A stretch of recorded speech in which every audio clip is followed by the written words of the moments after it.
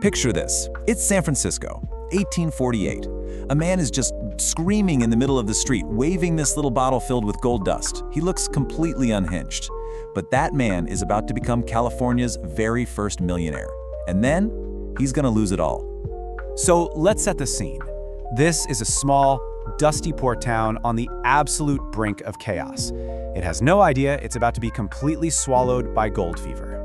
And yeah, that weirdo is our first subject, a guy named Sam Brannan. He's pulling off one of the greatest marketing stunts in American history. But it's what happens after he gets the money. That's when things get really interesting. Okay, so let's dive right into this. We are exploring what happens when people who have all the money in the world finally, completely snap. I mean, we're talking about millionaires who become vigilantes, wealthy merchants who embark on these bloody personal quests, and yeah, even noble women who become ruthless pirates. So let's start with our guy back in San Francisco, Sam Brannan, California's very first millionaire. And here is where you see his genius. He knew thousands of people were going to flood into California looking for gold. So what did he do? He bought up every single pickaxe, shovel, and pan he could find, and then sold them at a crazy markup. Get this. In just 9 weeks, he made the equivalent of about $1.4 million today. 9. But you know, all that money just wasn't enough. Because with that gold rush came total chaos.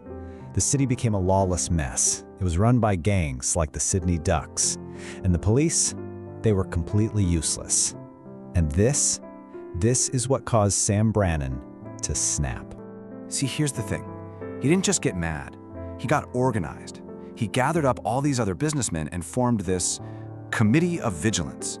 They literally started hunting down criminals, holding their own public trials, and hanging people right in the streets. So how did it all end for our vigilante millionaire? Oh, not well. His little Justice League got him excommunicated from his church, his wife divorced him, taking a huge chunk of his money, and he died completely broke. Seriously, a prenup would have gone a long way. All right, so from a man obsessed with public order, let's jump over to a totally different world, 17th century Japan. We're gonna meet a man whose snap was driven by a much more personal obsession. His name was Jirozaemon. Now, Jirozaemon had all the cash he could ever want, but one thing he had that he didn't want was a face that was badly scarred by smallpox. And back in his hometown, no woman would even give him the time of day.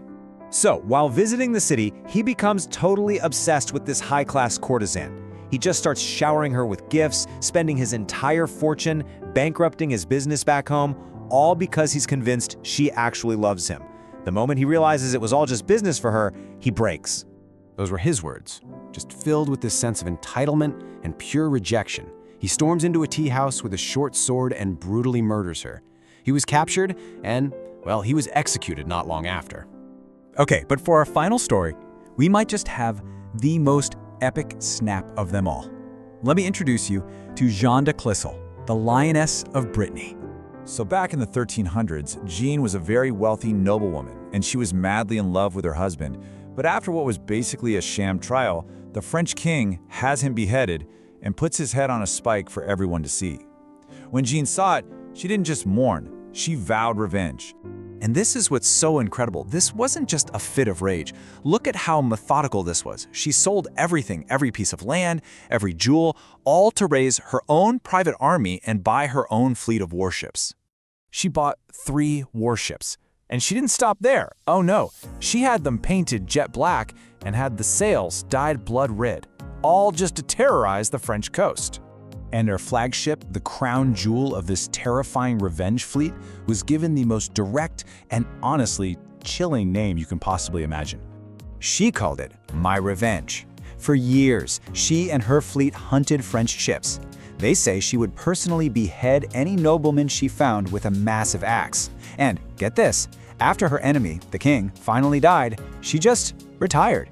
She moved to England and lived out the rest of her days peacefully. So, what's the thread connecting all of these? We have 3 incredibly wealthy people, 3 totally different motivations, but they all lead to the same outcome: a complete and total snap. Sam Brannan's quest for order just led him to ruin. Jirozaemon's obsession got him executed. and John de Clisson's all-consuming quest for revenge, well, somehow she got her happy ending. It seems like money doesn't protect you from your breaking point. It just gives you the resources to act on it in the biggest way possible. It just amplifies whatever's driving you, whether it's for control or for love or for justice, and turns it into something legendary, for better or for worse. So, I guess that just leaves one final question. From the vigilante millionaire to the pirate lioness, which one of these wealthy breakdowns do you think was the most unforgettable?